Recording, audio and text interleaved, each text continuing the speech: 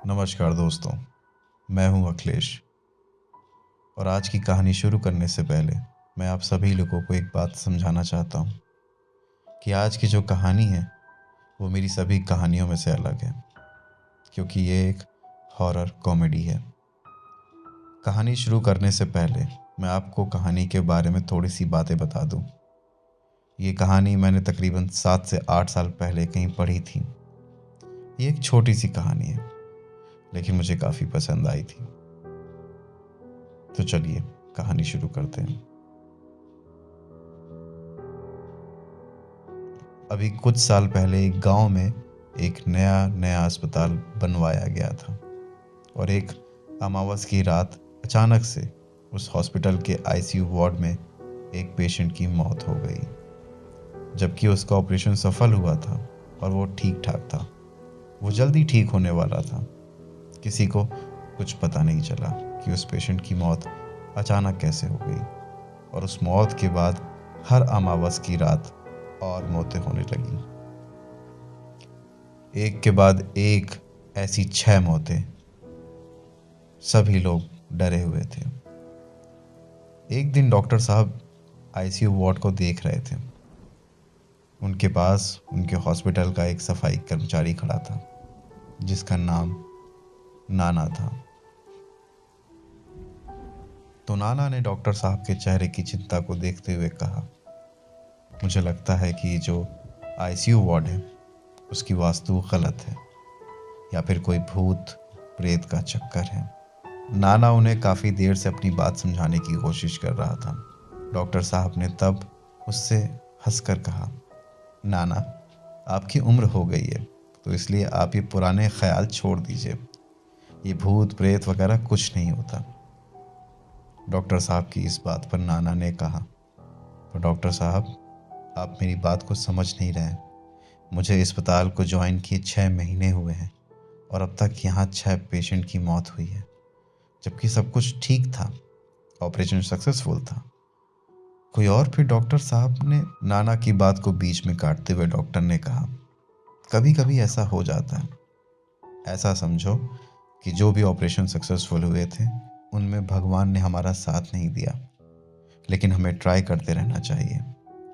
बाकी सब कुछ ईश्वर के हाथ में है। नाना ने अपनी आंखें बड़ी करते हुए कहा, कुछ चीज़ें भगवान के हाथ में नहीं होती, भूत प्रेतों के हाथ में होती है। अगर ऐसा नहीं होता तो हर अमावस की रात ठीक 12 बजे के करीब पेशेंट की मौत नहीं होती। यहाँ कुछ तो गड़बड़ है। इतना बोलकर नाना वहाँ से चला गया, लेकिन डॉक्टर साहब भी सोच में पड़ गए, क्योंकि नाना जो कह रहा था वो सच था। एक के बाद एक ऐसी 6 पेशेंट की मौत होती गई थी, वो भी सिर्फ अमावस की रात ठीक 12 बजे के करीब। अब इन सब बातों का कोई तो संबंध था। तब डॉक्टर साहब भी नाना के बारे में सोचने लगे। नाना एक अजीब इंसान था। हॉस्पिटल का एक आम सफाई कर्मचारी था, लेकिन काम से कभी भी छुट्टी नहीं लेता था।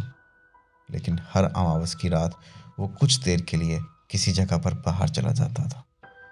कहाँ जाता था, क्या करता था, किसी को कुछ पता नहीं था। उसके बारे में एक और अजीब बात थी। हर अमावस की रात उसकी जगह पर उसकी पत्नी गंगूबाई काम के लिए आ जाती थी। अमावस की रात नाना जब काम पर नहीं होता था, तब वो उसकी जगह पर आकर अस्पताल में सफाई करती थी। वो भी कभी किसी से ज़्यादा बात नहीं करती थी। दोनों करीब करीब एक ही उम्र के थे, 50-55 के करीब। दोनों की कोई औलाद नहीं थी, और उनके बारे में लोग कहा करते थे कि ये लोग औलाद पाने के लिए किसी भी हद तक जा सकते हैं। वो दोनों काला जादू करते थे, लेकिन डॉक्टर साहब ये मानते थे कि उस बात का अस्पताल से कोई लेना देना नहीं है। डॉक्टर साहब को भी ये समझ नहीं आ रहा था कि वो क्या करें, क्योंकि इन सब चक्कर में, इन सब घटनाओं से अस्पताल का नाम खराब हो रहा है। गांव के लोगों में भी ये बातें होने लगी थी कि ये अस्पताल भूतहा है। धीरे धीरे अस्पताल से पेशेंट कम होते चले गए। लोग इस अस्पताल में आने के बजाय दूसरे अस्पतालों में जाने लगे। आखिरकार अब कोई ठोस कदम उठाने की ज़रूरत आन पड़ी थी। डॉक्टर साहब ने हॉस्पिटल का नाम और ख़राब ना हो, इसलिए इन सब अजीब घटनाओं के बारे में अपने दोस्त को बताया।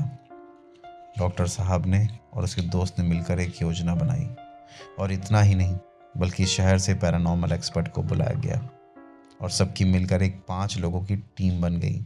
कुछ सोच विचार कर उन्होंने अस्पताल के कुछ ख़ास जगहों पर सीसीटीवी लगवाने का फ़ैसला किया और उस हिसाब से अस्पताल के कुछ ख़ास जगहों पर सीसीटीवी कैमरा लगवाए गए और ख़ासकर आईसीयू रूम के अंदर, जहाँ पर एक के बाद एक पेशेंट की मौत होती रहती थी।